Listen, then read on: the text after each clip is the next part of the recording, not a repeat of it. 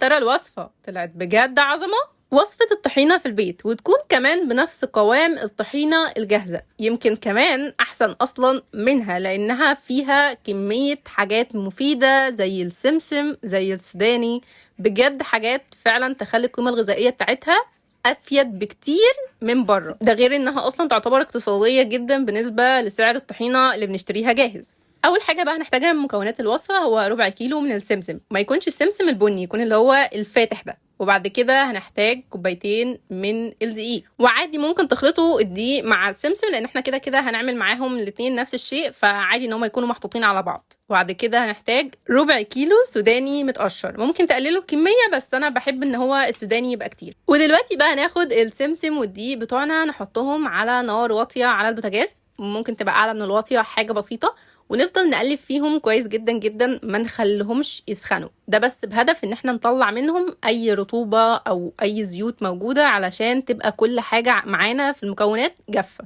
والنقطة المهمة جدا ان احنا مش عايزينهم ياخدوا لون، احنا مش عايزين ان هم يتلسعوا مننا، احنا بس بنطلع منهم الرطوبة. نفس الكلام بالظبط هنعمله مع السوداني، نحط برضو شوية كده في الطاسة مع نفسه ونفضل نقلب علشان احنا مش عايزينه يتلسع، هو بس مجرد اننا بنطلع منه الرطوبة اللي جواه. تقريبا ممكن العملية دي تاخد مننا بالكتير قوي 5 أو 8 دقايق كده واحنا نفضل نقلب، وبعد كده نرفعه من على النار. والخطوه اللي بعد كده بعد ما خلينا كل المكونات تسخن عشان يطلع منها الرطوبه، ان احنا بقى نطحنهم علشان يبقوا ناعمين جدا جدا خالص، احنا مش عايزين يبقى فيه اي كلكعه لان الطحينه بتكون ناعمه. فهبدا بقى اخد الدقيق والسمسم احطهم في المطحنه بتاعتي واطحنهم.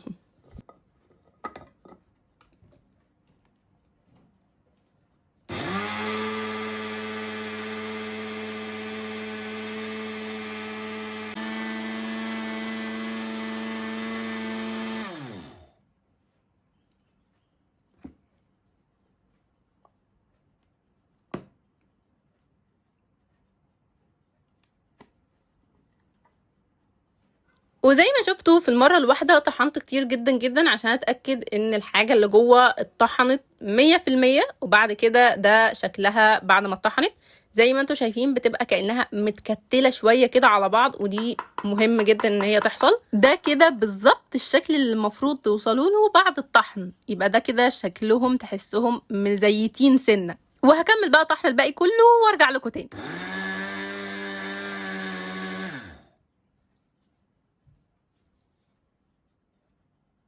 وده كده شكل كمية الدقيق والسمسم كلها بعد ما طحنتها قدامكم. ودلوقتي بقى هنروح نعمل نفس الكلام بالظبط مع السوداني. بغض النظر عن الحبة اللي وقعوا دول نشيلهم تاني عادي مفيش مشكلة.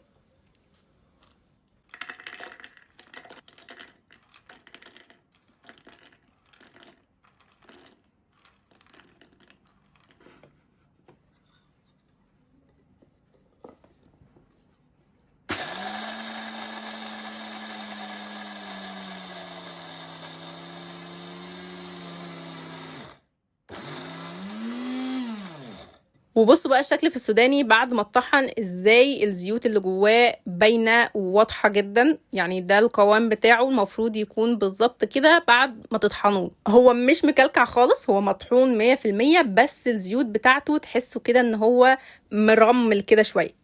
وبرضو هوضح لكم هنا تاني شكل القوام بالظبط هيكون عامل ازاي، علشان لازم وانتوا بتطحنوا تتاكدوا ان انتوا توصلوا لنفس القوام ده علشان الطحينه تطلع معاكم مظبوطه والقوام بتاعها مش صايص، وفعلا يطلع طعمها والقوام بتاعها شبه الطحينه اللي بنشتريها جاهزه من بره، ويمكن احسن منها كمان علشان هم بره بيعتمدوا ان الدقيق هو اللي يكون اكتر، مش بيستخدموا كميات كبيره من السمسم، ويمكن مش بيستخدموا اصلا سوداني. وهنا كنت بميكس كل المكونات كده مع بعضها علشان يبقوا متداخلين. ممكن الخطوه دي تعتبروها مش مهمه قوي لان كده كده هنخلط كل حاجه دلوقتي في الخلاط، بس برضو زياده تاكيد.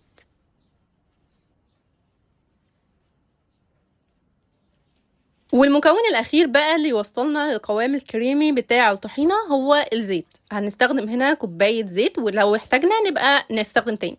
في الاول هنحط طبقه صغيره من الزيت في الخلاط، وبعدين طبقه من الميكس اللي احنا عملناه بتاع المكونات اللي هو الدقيق والسمسم والسوداني، نخلط دول، وبعد كده نبدا نزود طبقه زيت تاني، وهكذا بقى.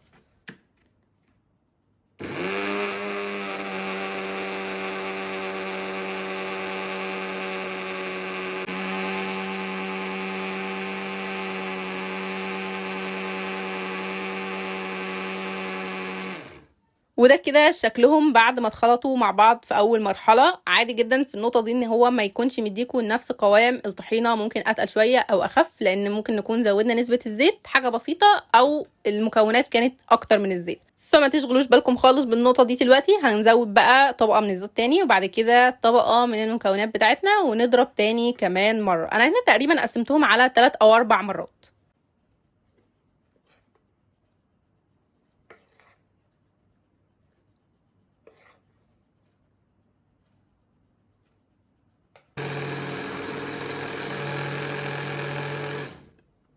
وده كده شكلها في الاخر بعد ما خلصت، والقوام بتاعها فعلا حقيقي كان تحفة. عادي ان انتوا تحتاجوا مثلا تزودوا زيت اكتر من الكوباية في الاخر عشان توصلوا للقوام ده او القوام اللي تحبوه. وكده كده هي لما بتقعد شوية اصلا كمان بتتقل لوحدها. في الاخر معانا طحينة مفيدة جدا كعناصر غذائية موجودة فيها، وارخص بكتير من الطحينة جاهزة اللي يوصل تمنها ممكن 150 او 160. فطبعا ما تنسوش تجربوها وتقولولي هل يا ترى الوصفة طلعت بجد عظمة.